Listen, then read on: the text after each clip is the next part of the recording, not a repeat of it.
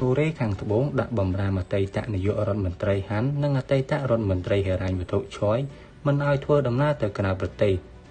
កូរ៉េខាងត្បូងបានហាមឃាត់លោកអតីតនាយករដ្ឋមន្ត្រីហាន់ឌុកស៊ូនិងលោកអតីតរដ្ឋមន្ត្រីក្រសួងហិរញ្ញវត្ថុ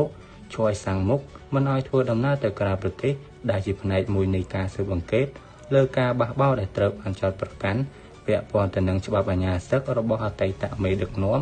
លោកយុនសុកយួលនេះបើយោងតាមមន្ត្រីប៉ូលីសម្នាក់បានបញ្ជាក់នៅថ្ងៃទី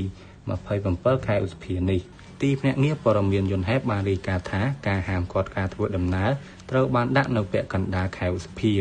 លោកហាន់និងលោកឆយត្រូវបានដាក់សួរពីថ្ងៃច័ន្ទដោយអង្គភាពប៉ូលីសពិសេសមួយដែលកំពុងស៊ើបអង្កេតអតីតមន្ត្រីរដ្ឋាភិបាលកម្ពុជាជុំវិញការចោទប្រកាន់ពីបទបះបោរ